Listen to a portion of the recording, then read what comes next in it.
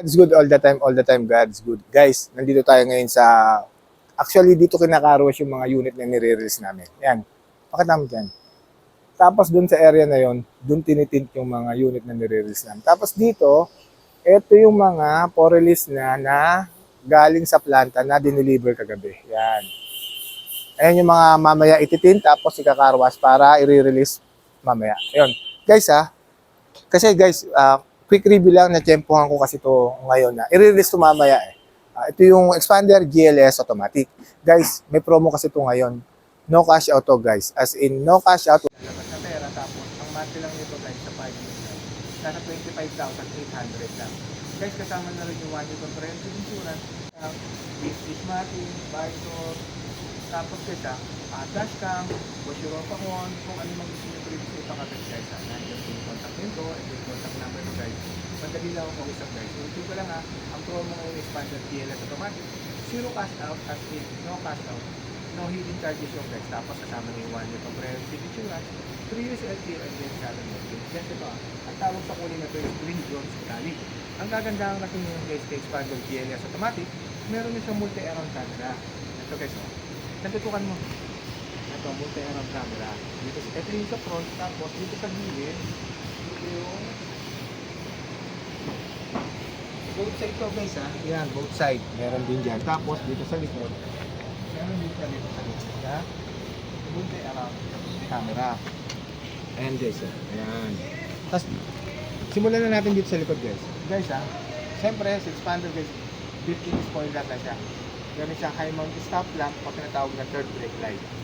Tapos, siyempre, equip siya ng T-shape taillight na combination ng LED and then ng fog light. Tapos, brake tayo sa harap. Guys, discuss ko lang din yung front matcha ni Expander GLS Automatic. Kaya yun po.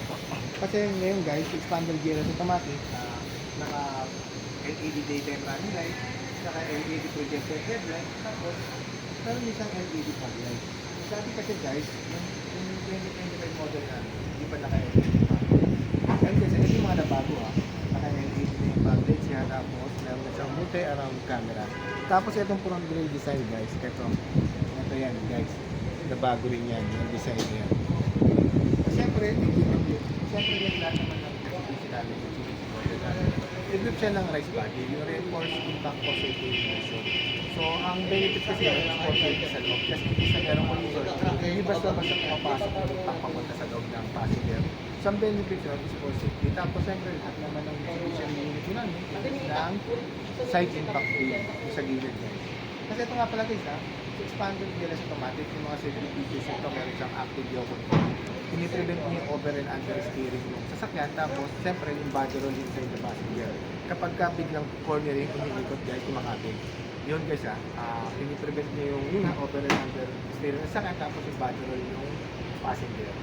Yun yung isa sa mga unique selling ni Expander GLS Automatic. Siyempre, equip siya ng anti-lock braking system, electronic braking distribution. Equip din siya ng Mitsubishi Active and Traction Control. Equip din siya ng Hill Start Assist, Hill Assist Control. Yun guys yun yung mga equip, mga safety features ni Expander GLS. Dito lang tayo sa side profile. Dito lang tayo sa side profile. Ang sukat ng kanyang gulong is 205 by 55 R17 yan. Two-tone alloy wheels yan guys. So Japan look. Papansin nyo guys napaka-Japan look ng Expander GLS. Tapos siyempre, meron siyang tinatawag na side repeater o tinatawag natin turn signal light. Ito yan guys. Yan. Tapos guys equip siya ng keyless operating system o tinatawag natin na key fob. Yung kahit na nasa bulsa mo lang yung susi, pipindutin mo lang to para bumukas yung sasakyan. Sorry. Yan guys. Tapos, yun guys kasi ito guys, for release to guys kaya hindi natin medyo hindi tayo, yun guys, quick review lang, dadaanan lang natin. Siyempre, buksan lang natin yung log guys pero mabilis lang guys ayan guys. Siyempre guys sa Expander GLS Automatic guys, ayan.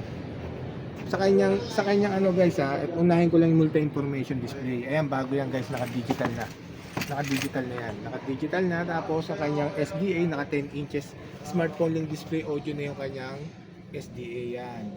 Tapos equip siya ng electronic parking brake with brake auto hold. Yan, ayan yung mga isa sa mga unique selling ng Expander GLS. Na syempre guys, yung interior napaka-pogi ng interior.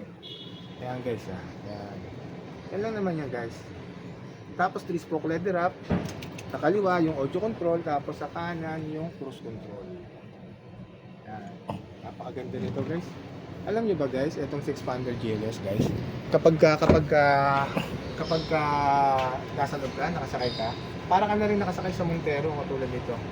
Una-una guys yung ground clearance Expander GLS guys. Actually lahat ng expander namin guys maganda ang ground clearance kasi nasa 225mm ground clearance kami. Napakataas lang. Ito isa sa mga top pagdating sa ground clearance dito sa Pilipinas. Mas number 1 siyang MPV na sasakyan dito sa Pilipinas. Yun lang guys banggitin ko lang uli yung promo namin. Yung promo namin guys zero cash out. As in, no cash out tapos ang monthly mo guys 25,800 lang.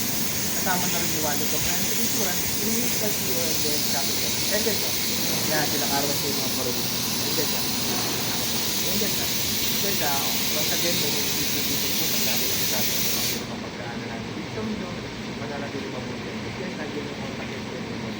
Just to do it. Maraming salamat. God bless everyone. Thank you.